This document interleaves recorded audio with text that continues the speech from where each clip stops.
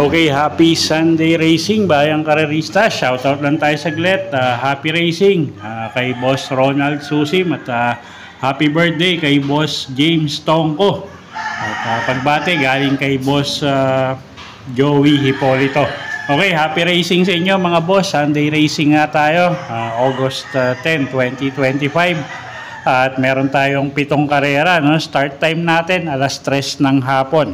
Okay, so medyo may kagandahan din yung lineup natin ngayon. So simulan na nga natin yung mga giya natin para sa araw ng linggo, August 10, 2025. Okay, race number 1 tayo. Start ng winner take all. 3-year-old and above maiden race placers. Distansya natin dito, 1,400 meters. Meron tayong 8 kalahok dito.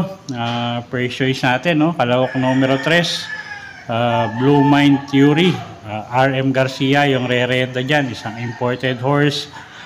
Tingin ko nga medyo lamang to, no? At kung ako sisinggalin ko na nga to, medyo malayo yung preba niya for the distance of 1,400 meters. At yun nga, single ko na to, kalahok numero 3, Blue Mind Theory. Kung gusto nyo pang protection, pwede yung kalahok numero 2 na si Ocean 11, Jericho Serrano yung re-renta dyan. Okay, so sa race 1, single ko na to, kalahok numero 3, Blue Mind Theory. At kung gusto nyo pang protection, kalahok numero 2, Ocean 11. Okay, race 2 tayo, start ng pick 6. Class 5, 17 to 41 bracket, distansya 1,400 meters. So basically, class 5-5 to, no? Lowest group. First choice natin dito, yung numero 1 na rin na si Double Strike, si Elat Bincola. At sana nga maganda yung takbuhin. Alam nyo naman tong grupong to, no? Pagandahan ng gising ko. So kung may kursonada kayong dehado dyan, idagdag nyo na lang. Okay, first choice natin yan, numero 1, Double Strike. Second choice natin, kalahok numero 5, Leader of the Band. Ace Aguila naman yung sasakay dyan.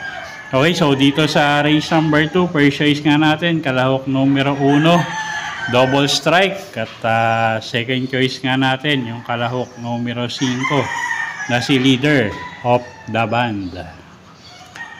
Okay, race number 3 tayo. Start ng pick 5, class 4, 42 to 56 bracket, distansya 1,400 meters. 8 kalahok ulit tayo rito.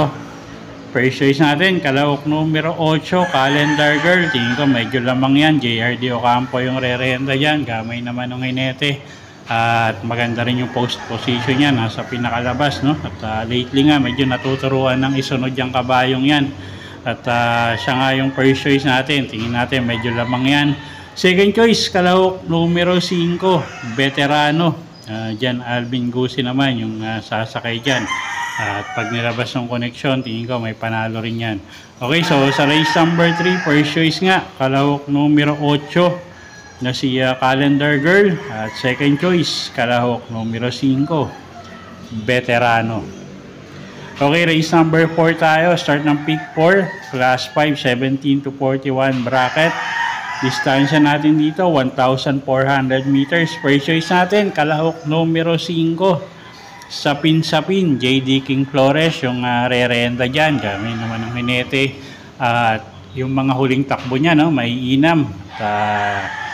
Siya nga yung first choice natin dito, kalahok numero 5 na si Sapin.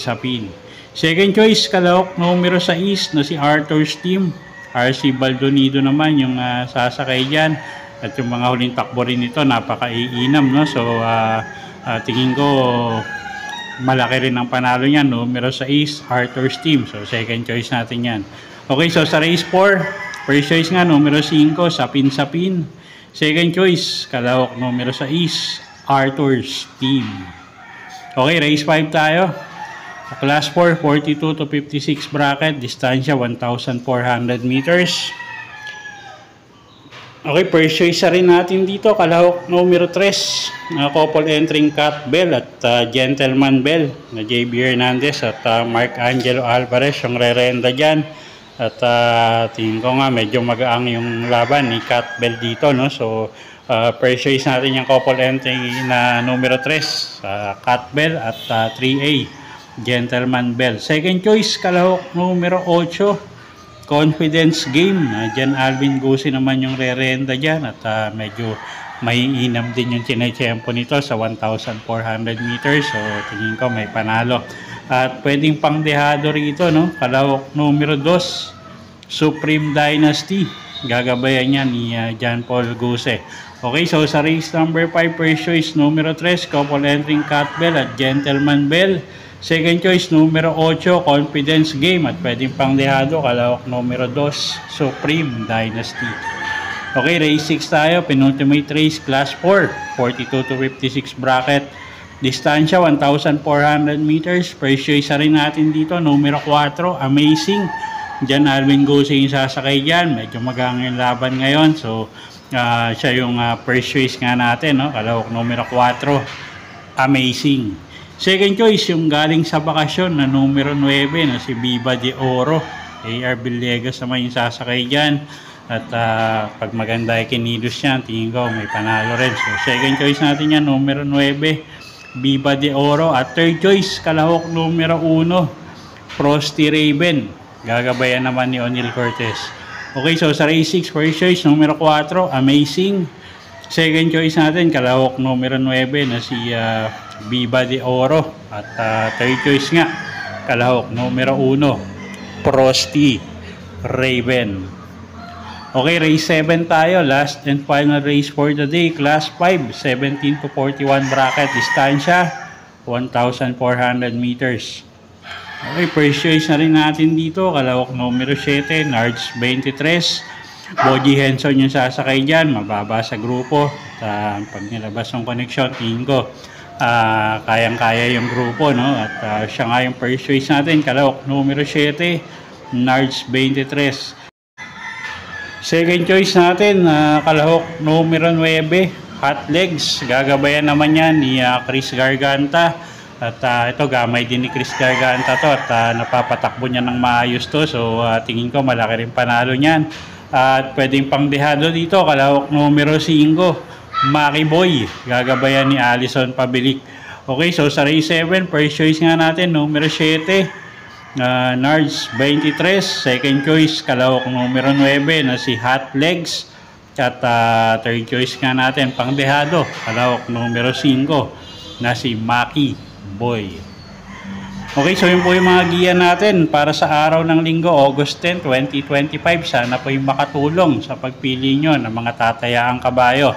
Inuulit ko po, kayo pa rin po masusunod kung saan nyo itataya yung pinagpaguran yung pera. Good luck po at happy Sunday racing, bayang karerista.